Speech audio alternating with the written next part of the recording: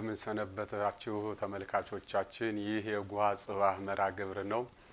በጓ ጽባህ መርሃ ግብር ስር ባለፈው የስነ ፍጥረት መደምደሚያ በሚል ርዕስ ስለ ሰው ልጅ ተነጋግረናል። ዛሬ ደግሞ ስለ ሰው ልጅ ፈጣሪው ስለሰጠው የሰው ልጅ ዕጣ ፈንታ ነው። እንግዲህ የሰው ልጅ ከፍጥረታት ሁሉ የመጨረሻ ሆኖ የተፈጠረ ከፍጥረታት ሁሉ ልቆ ደምቆ የተፈጠረ ነው። በተጨማሪም የዓለሙ ገዢ የሆነ ነው እና የሰው ልጅ ሲፈጠር በዚህ ዓለም ብቅ ብሎ ታይቶ አንድ ጊዜ ተፈጥሮ የሚቀር ሳይሆን ለዘላለም በዚህ ዓለም እየተራባ እየተዋለደ የሚኖር ነው። ስለዚህ የሰው ልጅ በልደት ወደዚህ ዓለም ይመጣል። በልደት ወደዚህ ዓለም ከመምጣቱ አስቀድሞ ግን በዚህ ዓለም አልነበረም። እንግዲህ ትልቁ የሰው ልጅ ምስጢር ይሄ ነው። አሁን በዓለማችን የሰው ልጅ ከ7 ቢሊየን በላይ ነው ቁጥሩ እና ይህ 7 ቢሊየን የሚሆን የሰው ልጅ ከ100 ዓመት በፊት ወደ ኋላ ብንሄድ ብዙ ሰው አልነበረም። ወደፊትም 100 ዓመት ብንሄድ ደግሞ ይህ 7 ቢሊየን በህይወት አይኖርም። ምክንያቱም በሞተ ስጋ ይለያል እና የሰው ልጅ የተሰጠው ዕጣ ፈንታ አለ። እንግዲህ የሰው ልጅ ስንል ምናልባት ዕጣ ፈንታ እያንዳንዱ በግሉ የሚሰጠው ስጦታ አለ። እንደገና ለሰው ልጅ በአጠቃላይ ለዘሩ የተሰጠው ዕጣ ፈንታ አለ። ይህ ምንድነው? የሰው ልጅ በዚህ ዓለም በልደት ወደዚህ ዓለም ይመጣል፣ ይቀላቀላል፣ ይወለዳል፣ ያድጋል። ለአቅመ አዳም ሲደርስ ወደ ትዳር ይመጣል፣ ሚስት ያገባል። እንደገና ልጅ ከወለደ ያሳድጋል፣ እርጅና ይመጣል። በመጨረሻም ደግሞ አርጅቶ በሞተ ስጋ ልዩ በሆነው ምስጢራዊ የሞት ምስጢር ይህን ዓለም ተሰናብቶ ይሄዳል። እንግዲህ ሞት ከዚህ ዓለም የመሰናበቻ ዋናው መሳሪያ ሲሆን ልደት ደግሞ ወደዚህ ዓለም መምጫ ምስጢር ነው። እንግዲህ ይህ ለሰው ልጅ የተሰጠው ዕጣ ፈንታ ነው። በእርግጥ እንግዲህ የሰው ልጅ ለይቼ ለመግለጽ የፈለኩት ከሌሎች ፍጡራን ሌሎቹ እንግዲህ ቅዱሳት መጻሕፍት እንደሚሉት የሰው ልጅ ነፍሳት የሌሎቹ እንስሳ ነፍሳቸው ከምድር የሚቀር ነፍሳቸውም ደመ ነፍስ የሆነች ሕግ ሀልዮ ወይም ሎጂክ የሚባል ነገር የሚያውቁ ንቃት የሌላቸው ወይም በሌላ አባባል ነባቢት ህያዊት ለባዊት ነፍስ የሌላቸው ናቸውና በደመ ነፍስ ይንቀሳቀሳሉ፣ በደመ ነፍስ ይሰራሉ። ምሳሌ ከጥቃቅን ነፍሳት ብንወስድ እነ ሸረሪት እነ ንብ እጅግ ግሩም የሆኑ ሰራተኞች ናቸው። ያን አስደናቂ ስራቸውን ሁሉ የሚሰሩት ግን ደመ ነፍስ በሆነ ሁኔታ ነው። እግዚአብሔር ያ በደመ ነፍስ ያን እንዲሰሩ የሰጣቸው ጸጋ ነው። የሰው ልጅ ግን ከዚያ ሁሉ የተለየ ነው እና የሰው ልጅ የተሰጠው አንዱ ዕጣ ፈንታ ምንድነው? ሁሉም ነገር በዘመን ይወሰናል። በዘመን ይወሰናል። የሰው ልጅ በዘመን ይወለዳል። ተወለደ፣ መጣ። ከመጣ በኋላ ደግሞ እለቱን ተወልዶ ወይም እንደ እንስሳት ልጅ በሜዳ ላይ አይሮጥም። የሰው ልጅ ተወልዶ በእግሩ ለመጓዝ እንኳ ቢያንስ ፈጠነ ቢባል ዓመት ይፈጅበታል። እንደገና በእግሩ መሄድ ከጀመረ በኋላም እንኳ ለግዕዝ አእምሮ ለመድረስ በዙሪያው ያለውን ዓለሙን ለማወቅ ቢያንስ ከ3 ዓመት እስከ 5 ዓመት ይፈጅበታል።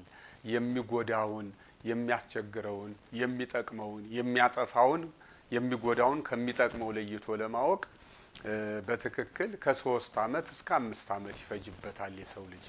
እናም እንግዲህ የሰው ልጅ ከማህበረሰቡ እየተማረ መደበኛ በሆነ ትምህርት ወይም የመደበኛ በሆነ ትምህርት እየተማረ የሰው ልጅ ያድጋል። እንግዲህ የሰው ልጅ ሲያድግ በአካል ብቻም አይደለም በአእምሮም እያደገ እየበለጸገ ይሄዳል። ነገር ግን እንግዲህ በመጨረሻ ወደዚህ ዓለም ከመጣ በኋላ የሰው ልጅ እንግዲህ በስራው ይዳኛል ማለት ነው። የሰው ልጅ አንደኛው ወደዚህ ዓለም መጥቶ የሰው ልጅ የሚያግዝ፣ የሰው ልጅ የሚረዳ፣ ለሰው ልጅ ብርሃን የሚሆን ምሳሌ ይህች ዓለም ብዙ ጥበብ ያለባት ዓለም ናት።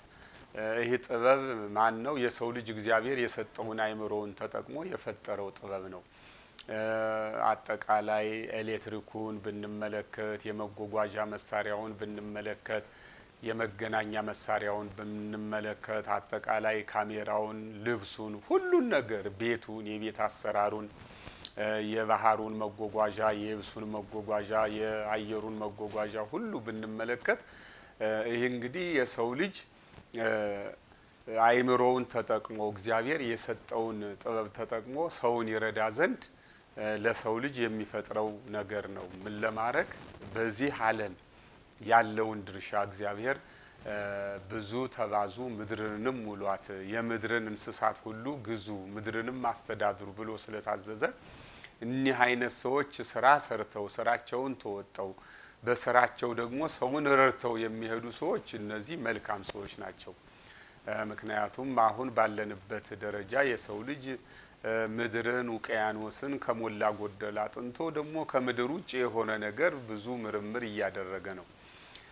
ነገር ግን በተቃራኒው ደግሞ የሰው ልጅ ምንድነው ሌላ ገጹ ክፋቱ እንግዲህ ክፋት የተሰጠው አይምሮ በክፋት የተሞላው ደግሞ የሰው ልጅ ሲጎዳ የሰው ልጅ ሲያስቸግር ዓለም ሰላም እንዳታድር የሰው ልጅ በጦርነት እንዲያልቅ በምድር ላይ ሰላም እንዲጠፋ አጠቃላይ በተለይ ከቅኝ ገዢዎች ታሪክ አንስተን ስንመጣ ዓለም በብዙ ነገር ታውካ ዓለም በአጠቃላይ ሰላም ማደር አቅቷት ብዙ ነገር አጣለች ብዙ መልካም ነገር አጣለች። እንግዲህ አንደኛው ሰላም ሲፈልግ ሌላው ደግሞ ጦርነት ይፈልጋል እና ጦርነት ሲነሳ ደግሞ ሌላው ተዋጊው በሰላም የሚኖረውን ሰው ላጥፋ ሲለው ሌላው ላለማጥፋት ደግሞ ምንድነው ራሱን ይከላከላል። ስለዚህ ምን ይፈጠራል? በሁለት ወገኖች መካከል ጥፋና ተጥፋ በሚለው መካከል ጦርነት ይፈጠራል። እንግዲህ ይህን የሚያደርገው አንዱ የሰው ልጅ ነው። ወይም ሌላ ሰይጣን መጥቶ የጦር መሳሪያ ታጥቆ አይደለም ይህን የሚያደርገው ወይም እንስሳት መጥቶ አይደለም። እንስሳት አሁን የሰው ልጅ እንስሳት እያጠቃው አይደለም ያለ የሰው ልጅ የሚያጠቃው ራሱ የሰው ልጅ ነው። እንዲያውም ምን ይላሉ መጻሕፍት የሰው ልጅ ዋና ጠላቱ ቤተሰቡ ይሆናል የሚል አለ። እንግዲህ የሰው ልጅ አንድ ነው ከአንድ አዳም የመጣ ነው። ወንድና ሴት ሆነው በጾታ ቢለያዩም እንኳን ሔዋን የተፈጠረች እኮ ከአዳም የግራ የጎን አጥንት ነው እና የሰው ልጅ አንድ ነው። ስለዚህ ሴት እና ወንድ ሲጋቡ ምን ይባላል? ሁለቱ አንድ አካል ናቸው ይባላል። አንድ አካል ናቸው የሚባል አዳም ሔዋን ከግራ ጎኑ ከአዳም ስለተፈጠረች ማለት ነው። እና አሁን የሰው ልጅ በጾታም ሴትም ቢሆን ወንድም ቢሆን ምንድነው አንድ አካል ነው። ግን ይሄ አንድ አካል የሆነው ሰው እግዚአብሔር ለመልካም ነገር የሰጠውን አይምሮ ለመልካም ነገር መጠቀም ሲገባው የተወሰነው ደግሞ ክፉ ነገር እያሰበ ክፉ ነገር እየፈለሰፈ ክፉ ነገር ሲቀኝ እያደረ መጥፎ ያልሆነ ነገር በምድር ላይ እየተዘራ ዓለማችን አሁን ባለችበት ደረጃ ደርሳለች። እንግዲህ የሰው ልጅ ጽድቅም ኩነኔም ታለ የሚኮነንም የሚጸድቀው በዚህ ምድር ባለው ስራ ነው። ምክንያቱም አንድ የኛ የሀገራችን ጸሐፊ ያሉት አባባል አለ ጽድቅና ኩነኔ ቢኖርም ባይኖርም ከክፋት ደግነት ሳይሻል አይቀርም የሚል አባባል አለ። እኒህ ሰውያ አማኝ ናቸው በእግዚአብሔር ያምናሉ። ግን የነበሩበት ዘመን ኮሚኒስትነት የተስፋፋበት ዘመን ስለሆነ አንድ ሰው በእግዚአብሔር ቢያምንም ባያምንም መልካም ስራ መልካም ነው መልካም ስንቅ ነው እና በዚህ ዓለም የሰው ልጅ ሲኖር መልካም ስራ ይሰራ ዘንድ ይገባዋል። ምክንያቱም በልደት እንደመጣ ሁሉ ወደዚህ ዓለም በተቃራኒው ደግሞ በሞት ይህን ዓለም ድንገት ትቶት ይሄዳል ማለት ነው። አይ ያልሰራሁት ስራ አለኝ የጀመርኩት ስራ አለኝ ያልጨረስኩትን ልጨርስ ብሎ አስፈቅዶ መምጣት አይቻልም እና የሰው ልጅ ጣፋንታው እንደዚህ ሆኖ የተቀመጠ ነው። አንድ ጸሐፊ ምን ብሏል? አለመኖር የሚል መጽሐፍ የጻፈ ሰው የሰው ልጅ በሁለት አለመኖሮች መካከል ይኖራል ብሏል። የሰው ልጅ በሁለት አለመኖሮች መካከል ይኖራል ይልና ደራሲው የልብ ወለድ ደራሲ ነው። ሳይወለድም አልነበረም ከሞተም በኋላም አይኖርም ብሎታል። እንግዲህ ይህ ምናልባት ሃይማኖት ላላቸው ሰዎች ከሞተ በኋላ አይኖርም የሚለው እርግጥ ነው በዚህ ዓለም አይኖርም። ግን የሃይማኖት ሰዎች በሌላ ዓለም በሌላ ሁኔታ ይኖራል ወይም በዚህ ምድር በሰራው ስራ በኩነኔ ወይም በዚህ ዓለም በሰራው መልካም ስራ ደግሞ በጽድቅ ይኖራል። ከሁለት አንዱ ይሄ ሃይማኖት ሰዎች ናቸው። እንግዲህ ሃይማኖት የሌላቸው ሰዎች ከዚህ ዓለም ሞት በኋላ ስላለው ነገር ያው አይናገሩምና እንግዲህ እኔ ምንድነው ትልቁ ነገር እኔ በእግዚአብሔር የማምን ሃይማኖትም የማስተምር ሰው ነኝ። ስለዚህ የሰው ልጅ በልደት ወደዚህ ዓለም ይመጣል ይኖራል እስከ ተፈቀደለት ድረስ እንግዲህ ባለው ጸጋ። ነገር ግን የሰው ልጅ ትቶት ለሚሄድ እኮ ነው። አሁን የሰው ልጅ እያንዳንዱ ቢሊየን ብር አለው። እገሌ ምንድነው ይሄን ያህል ቢሊየን ብር አለ ይባላል። ለመሆኑ አንድ ሰው ቢሊየነር ሲባል ሌላው ደግሞ የዕለት ጉርስ አጥቶ ቅጠል እንደ እንስሳ እየበላ የሚኖር ሰው አለ። ቅጠል ማለት ነው። እርግጥ የሰው ልጅ ቅጠል የበላበት ዘመን ቢሆንም ነገር ግን አሁን የሰው ልጅ በምድር ላይ ካለው የሀብት ክምችት አንፃር የሰው ልጅ እንደ እንስሳ ቅጠል የሚበላበት አይደለም። ይሄ የሰው ልጆች ስግብግብነት ነው። ይሄን ሀብት በልተውት አይሄዱ። ምናልባት ለልጃቸው ለልጅ ልጆቻቸው እንዴት ያውቃሉ? ምናልባት እኛ ልጆች ያን ሀብትም ላይ ያገኙት ወይም ወሳጅ ሊመጣባቸው ሊኖር ይችላል። እነሱ ያረዱትን ዓለም ቢሊየን ብር ያለው ሰው ይህን ዓለም መልካም ካላደረገው እነሱ የነሱ ልጆች ሲመጡ ደግሞ ሰላም ዓለም ያገኙ። ምክንያቱም አንዱ በተጎሳቆለ ህይወት የሚኖር አንዱ በተቀናጣ ኑሮ የሚኖር አንዱ ገዳይ ሌላው ተገዳይ ዓለም እንደዚህ ሆና ሰላም አታገኝም። ስለዚህ አሁን ሚሊዮነር የተባሉ ቢሊዮነር የተባሉ ሰዎች ካላቸው ብር ቀንሰው ምን ማድረግ አለባቸው? የተጎሳቆሉትን ሰዎች ማገዝ አለባቸው።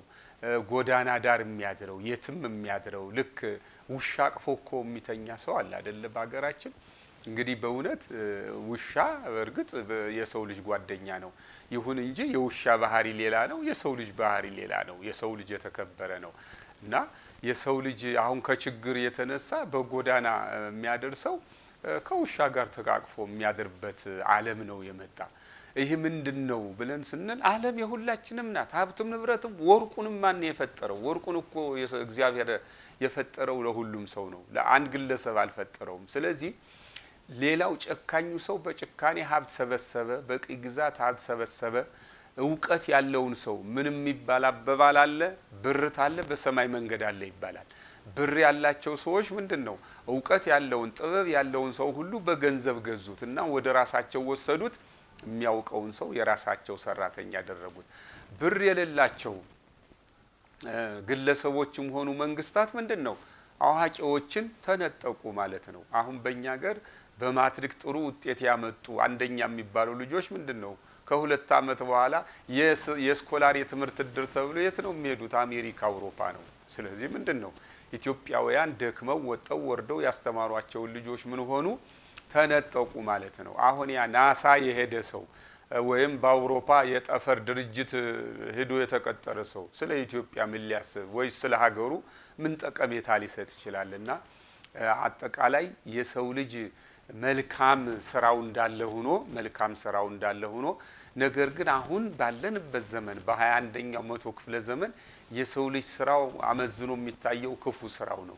የሰው ልጅ ስግብግብ ሆኗል። የሰው ልጅ ብር ወዳድ ሆኗል። የሰው ልጅ ከብር ውጪ ብር ከሌለው ሌላውም አያስኖረውም። ነገር ግን የሰው ልጅ የተፈጠረው እንዲሆኖ እንዲኖር አይደለም፣ ካለው እንዲያካፈል ዓለምን በእኩልነት እንዲያስተዳድራት እንዲጠቀምባት ተፈጥሮ ያፈራውን ነገር እኩል መጠቀም እንዲችል ነው። ነገር ግን ቅኝ ገዢዎች ያመጡት ነገር አሁን ዓለምን እንደዚህ አይደለም። እንደሚታወቀው አፍሪካ በተፈጥሮ ሀብት የበለጸገች የተንበሸበሸች ናት። ምሳሌ ኮንጎን ብንወስድ የሌለ ጥሬ ሀብት የለም። እዚህ ጎረቤት ደቡብ ሱዳን ብንሄድ በነዳጅ የተንበሸበሸች ናት። ነገር ግን ቀደም ብለው ቅኝ ሲገዙ የኖሩ ሰዎች ምንድነው በጥባጭ ካለ ማንጥሩ ይጠጣል፣ ሰውን እርስ በርሱ እያጣሉ ነዳጃቸውን እንዳይጠቀሙ። ኮንጎ ደምሳሽ ጦርነት አለ። ለምንድነው ያ እንዲኖር የተደረገው? ያን ሀብት እንዳይጠቀሙና ቀደም ቀጥታ በቅኝ ግዛት ሀብት ሲበዘብዙ የኖሩ ክፉ ሰዎች አሁን ደግሞ እዚያው ያለውን ሰው እርስ በርስ እያጣሉ መንደር ቆጥረው ዘር ቆጥረው እያጣሉት ነው ያለ እና የሰው ልጅ ደግሞ ለምንድነው በዚህ ዓለም ለዘላለም አይኖርም? ትቶት የሚሄድ ነው። አንድ ቀን ድንገት ልም የሚል ነው። ልክ ሻማ ነፋስ ሲመጣ ድርግም እንደሚሉ ሁሉ የሰው ልጅ በልደት ወደዚህ ዓለም ብልጭ ብሎ መጥቷል። ልክ እንደ ብልጭታ ወይም ሻማን ክብሪት ጭረን እንደምንለኩ ሰው ሁሉ በልደት ወደዚህ ዓለም ብቅ ብሏል። ነገር ግን እንግዲህ እያንዳንዳችን ምን ሞትበትን አናውቀውም። እንኳንም አላወቅነው። መሞቻችንን ብናውቅ ኑሮ ብዙ ክፉ ስራ ሰርተን ወይም ደግሞ ያለንን ሀብት ከሚገባው በላይ አባክነ ነው አጥፍተ ነው በልተ ነው እንድ ብለን ብዙ ሰው ባስቸገር ነበርና እግዚአብሔር ትልቁን ጥበብ ምን አደረገ? ምን ሞትበትን ነገር አናውቀውምና ሆኖም ግን አንድ ነገር እርግጠኛ ነን ስለሞት ሞት የማይቀር ነገር ነው። በልደት ብልጭ እንዳልነው ሁሉ በሞት ደግሞ ድርግም እንላለን። ታዲያ እንግዲህ በልደትና በሞት መካከል ከሆነኛ የምንኖረው ለምንድነው ይህንን ዓለም የምንረብሸው? ለምንድነው ሁከት የምናውከው? ለምንድነው አንዳንድ ሰዎች ለዓለም መብራት ሆነው ዓለሙን አስተምረው ልዩ ልዩ ጥበብ ቴክኖሎጂ ፈጥረው እንደሄዱ ሁሉ የሰው ልጅ እንደዚህ ባለው መልካም ነገር ለምንድነው የማይሳተፈው? እና እንግዲህ የሰው ልጅ ልብ ሊለው የሚገባ ምናልባት ምንድነው ከቅዱሳት መጻሕፍት ውስጥ ነፍሴ ሆይ ደስ ይበልሽ ቢጠጪ ያው ደስ ይበልሽ ረፊ የሚል አባባል አለ። ጥሩ በልተን ጠጥተን እንሞታለን። ግን አሁን እኛ የሰበሰብነው ሀብት የሚበላ የሚጠጣ ብቻም አይደለም። እጅግ ብዙ ስፍር ቁጥር ያለው ተቆጥሮ የማያልቅ እንኳንስ ተበልቶ ተቀዶ የማያልቅ በእሳት ቢቃጠል የማያልቅ ሀብት ነው የተከማቸው። ሌላው ደግሞ ጾም አዳሪ ሆኗል። ስለዚህ የሰው ልጅ በልደት ብልጭ ብሎ ወደዚህ ዓለም መጣ። እንደገና በሞት ድርግም ብሎ ይሄዳል። አሁን ደራሲው እንዳለው የሰው ልጅ የሚኖረው በልደትና በሞት መካከል ከሆነ እንደገና ከሞት በኋላም ለጽድቅም ሆነ ለኩነኔ እዚህ ባለነው በሰራነው ስራ የምንዳይ ከሆነ ለምንድነው የሰው ልጅ ክፉ የሚሆነው? ለምንድነው የሰው ልጅ ጦረኛ የሚሆነው? ለምንድነው የሰው ልጅ የሰው ድርሻ የሚወስደው? ለምንድነው የሰው ልጅ ፍትርት የማይሰጠው? ለምንድነው የሰው ልጅ ሰውን ወንድም የማይለው? ለምንድነው የሰው ልጅ ልበ ጩቤ አፈቅብ የሚሆነው? በአፉ መልካም ይመስላል ውስጡ ግን ጩቤ ይሆናል።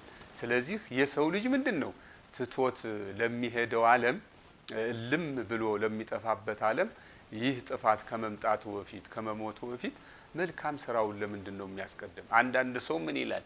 አይ አሁን ወጣት ነኝና ምሰራውን ላድርግ፣ ምበቀለውን ልበቀል፣ ማጠፋውን ላጥፋ፣ ኋላ ግን ስሸመግል ምን ላድርግ መልካም ሰራለሁ ንስሐ ገባለሁ ይላል። እንግዲህ የሃይማኖት እኮ ሰው ነው። እድሜውን መቼ አይቶት ነው? እስከርጅና መቼ ይቆያል አሁን ባለንበት? ስለዚህ እንግዲህ ምን አይነት አባባል አለ? ቅዱስ ጳውሎስ የሚለው ትልቅ አስተምሮ አለ። የመዳን ቀን አሁን ነው የሚለው ወይም ዛሬ ነው። ስለዚህ የሰው ልጅ መልካም የሚሰራ የሚረዳውም ካለ መርዳት ያለበት አሁን ነው። መልካም ስራ መስራት ያለበት ዛሬ ነው። ምክንያቱም ነገ እኛ አይደለችም። ሞትን ያህል ትልቅ ነገር አለ። ሞት እንደ ነፋስ ነው። የተለኮሰውን ሻማ ድንገተኛ ነፋስ መጥቶ ድርግም እንደሚያደርገው ሞትም እንደዚያ ነው። ስለዚህ እያንዳንዱ ሰው አእምሮውን ይፈትሽ። ለምንድነው ክፉ የሆን? እግዚአብሔር ሲፈጥረን እንዲህ እንድንሆን አይደለም። የጸጋ አማልክት ተብለን ነው የተፈጠረና የሰው ልጅ በጎ የሆን ዘንድ ይገባዋል። ዓለምን እንዲያስተዳድር ዓለምን እንዲመራ ትልቅ ጸጋ ተሰጥቶታል። ይህን የተሰጠውን ጸጋ በኃላፊነት መቀበል አለበት። ያለበለዚያ ጥፋት ደጅ ቀርቧል። ብዙ የኒውክሌር መሳሪያ ተቀባብሎ ተቀምጧል። እንግዲህ ኒውክሌር ተተክሶ ከ80 ዓመት በፊት የተወሰነ ክፍል በኒውክሌር ቦምብ ተመቷል። ብዙ ጥፋት ደርሷል። ጥፋቱም እስካሁን አልጠፋም። አሁን ደግሞ ከዚያ ብዙ መቶ እጥፍ የሆነ የኒውክሌር ቦምብ ተቀባብሎ ተቀምጧል። ያ ተተኮሰ የሰው ልጅ ራሱን ያጠፋል ማለት ነው። እንግዲህ አፍሪካ የለ፣ አውሮፓ የለ፣ አሜሪካ የለ፣ ሁሉም ይጠፋልና አሁን ዓለም በትልቅ ጦርነት እየተናጠች ነው። በሁሉም ቦታ በዙሪያችን ሰላም ጠፍቷል። ስለዚህ የሰው ልጅ የማይኖርባትን ዓለም ብቅ ብሎ ልም ይልባትን ዓለም በዚያች ቅጽበት ለምንድነው የሚያጠፋት የሚያወድማት? ስለዚህ የሰው ልጅ ራሱን ቆሞ ይመርምር። ይህ ነው መልእክቴ። አመሰግናለሁ።